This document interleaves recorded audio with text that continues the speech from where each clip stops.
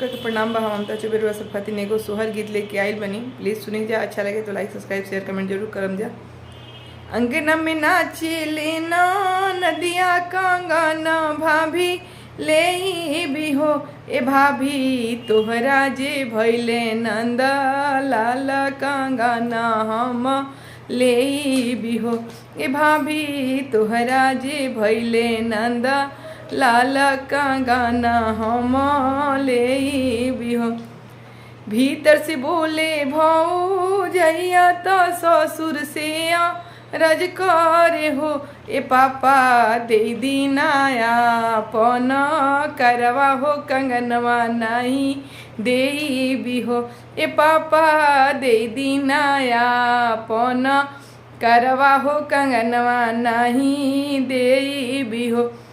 अंगना में नाचे लेना नदिया क्या कर नहीं ले भी हो ए भाभी हम लेबो तोहर का गनवा भतीजा हमरा भैलनी हो ए भाभी हम लेबो तोहरे का गनवा हो भतीजा हमरा भैलनी हो।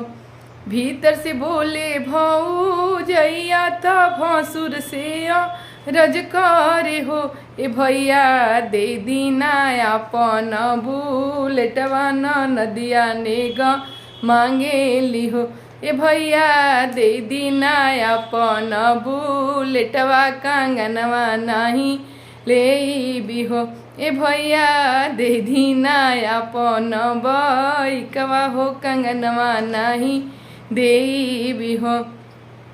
अंगना में नाचे लीना नदिया तो बाइक नहीं ले भी हो ए भाभी हम लेबो तोहर कांगनवा भतीजा हमरा भैलनी हो ए भाभी हम लेबो तोहर का गनवा त काजर के कराइन हो।